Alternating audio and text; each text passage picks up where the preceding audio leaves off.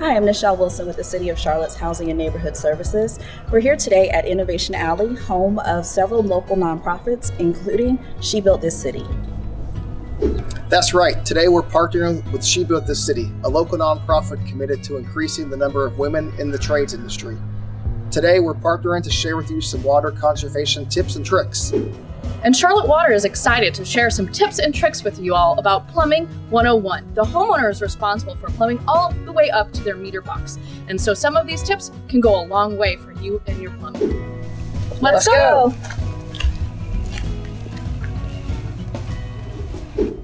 Today we're joined by LaToya Foston, Executive Director of She Built This City, and we're also joined by Hatisha Mike.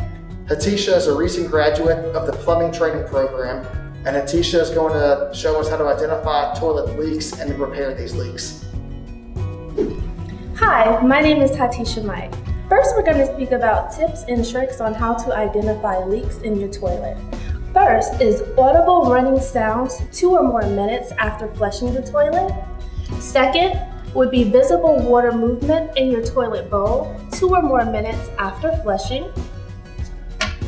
If you hear sounds from your toilet 2 or more minutes, or if no one has used the restroom recently, you may have a leak. Also, if you have water stains in your ceiling, that may be an indication of a leak.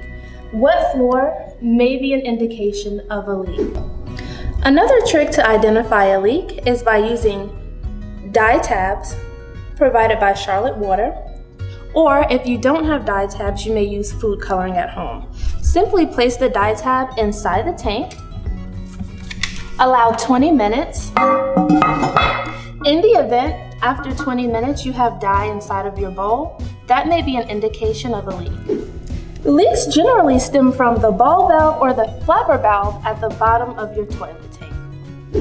Before changing anything on your toilet, you want to be sure to cut off the main water supply, which is located right here at the valve right underneath your tank. Now let's discuss how to change your flapper valve. Locate your chain. You want to remove that chain. You may also remove your flapper. Replace the old flapper with a new flapper. Reassemble in the same exact spot. Make sure your chain is aligned.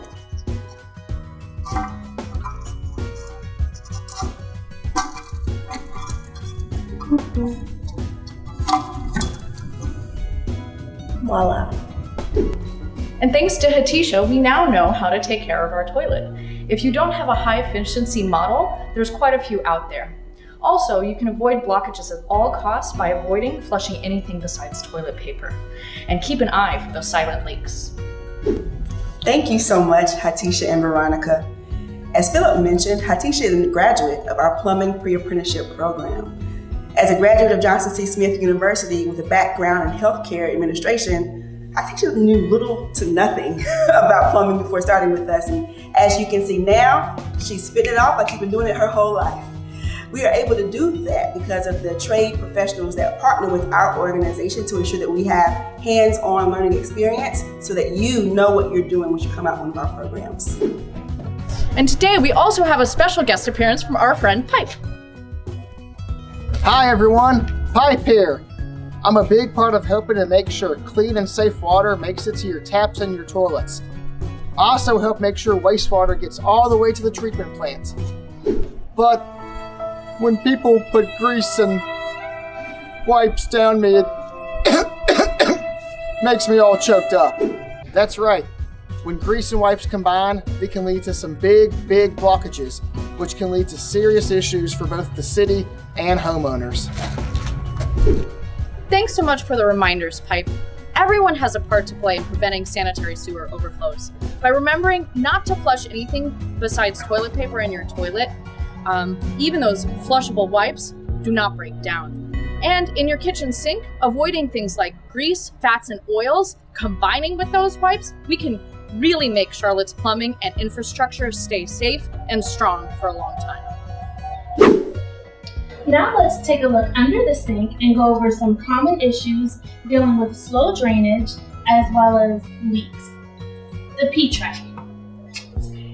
So to remove this P-trap, first you want to make sure your space is clear. You also want to make sure that you have an empty bucket so that it catches any runoff under your car.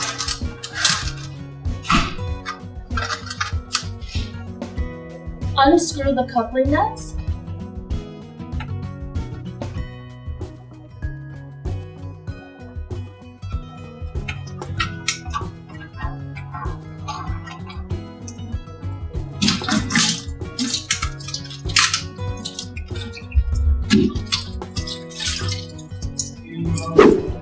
A way you can clean your P-trap is by using a brush or a wire. You may also use water.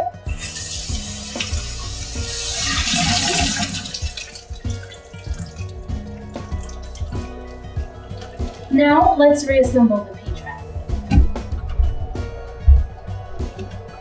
Place it back where it was, making sure that the washers are in place and the coupling nuts are tight.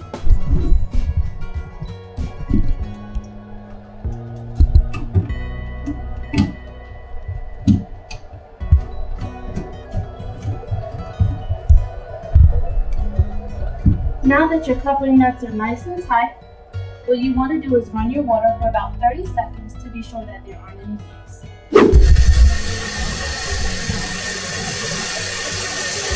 And we are good to go. Some sinks may contain a garbage disposal. If your garbage disposal is leaking from the bottom, you want to be sure that you unplug your disposal. Check your flange. In the event that your flange is worn, you want to replace this flange.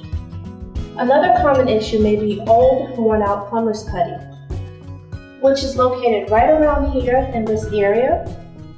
If that is an issue, you want to be sure to replace that plumber's putty as well. Next, when we speak about garbage disposals clogging, in order to relieve that clog, you may drain your garbage disposal. If that doesn't work, be sure to unplug your garbage disposal first and move your blade. You will move this blade manually. Be sure to never use Drano inside of your pipes. Drano may cause harmful chemicals that can become corrosive. It may even cause buildup, which may cause more trouble than it's worth. Another common issue that goes unnoticed is your aerator, which is located right at the bottom of your faucet. Now, an aerator may be removed simply by unscrewing. In the event that you're having a hard time unscrewing your aerator, you may use rubber gloves or a better grip. Now, your aerator regulates the control of your water flow. This can easily become clogged by debris and buildup or calcium buildup. In order to clean this aerator, you want to sit it in vinegar overnight. You may also use a brush to clean your aerator. Once you've done that, simply replace your aerator by screwing it back on. Let's talk about some other practices to prepare your home for the winter. You may insulate your pipes with this insulation that may be wrapped around your pipes for spaces that are not heated. You may also seal air leaks in places like your crawl space or your basement. You can also open your cabinets at night to circulate warm air. Also, be sure to locate your shutoff valve at home now in case you receive a pipe burst and you need to cut off your water in a hurry.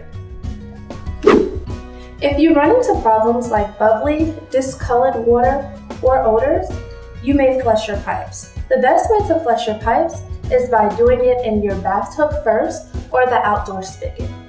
Run it for about 10 minutes. Once there's no more discoloration, be sure to run your water at your faucets. In the event that you have running water that is discolored after 10 minutes, you want to be sure to call 311 or call 704-336-7600 and select or say water emergency.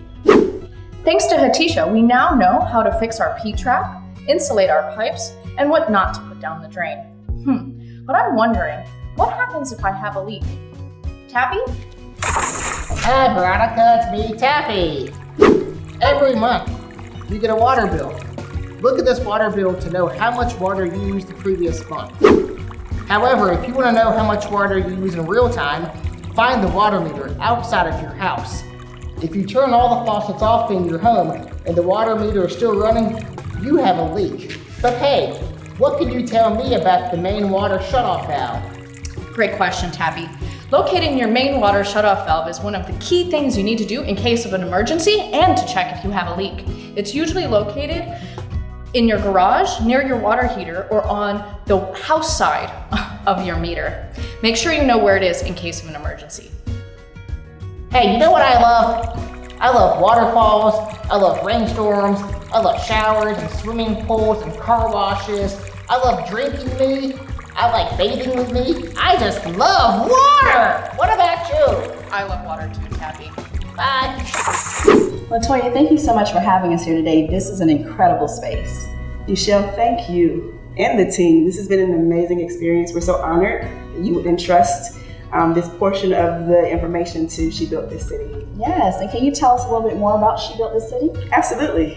She Built This City is a nonprofit organization focused on sparking interest in building pathways to the construction and maker trades for youth, women, and marginalized communities. We know that it is a lucrative pathway for the trades, but there's generations that have not been exposed. So we want to both spark an interest in our youngest participants. We start as young as 7 years old with hands-on builds, whether it's building an iPhone holder or a magazine rack. We're teaching them the basics of the trades, from measuring to wire bending to above 12 years old using the power tools, because we want to make sure that they know this is a space that is for them and they can be creators. Then, as you met Hatisha earlier today, we've ignited interest in building pathways for our adult learners as well. COVID did a number on us in a number of ways, but we know that it's impacted women the most as far as work is concerned. And so women are hungry and looking for alternate pathways for upward mobility for their families. And so we believe that the trades to be a place, and we want to provide that non-intimidating, hands-on opportunity to become experts in the space. As you saw with Hatisha, we take someone with little to no experience or knowledge of the trades, and that they can become, if not conversant, well-versed in what it means to be in the space. And plumbing is one of those ones people are a little afraid to be able to engage, but you can make a lucrative career as a plumber, and we have a whole cohort of women who came through that training. That is awesome. That is amazing. Thank you so much for sharing with us. Thank you, Michelle. Thank you so much. If I may, just a quick shout out about this space. This is called Innovation Alley.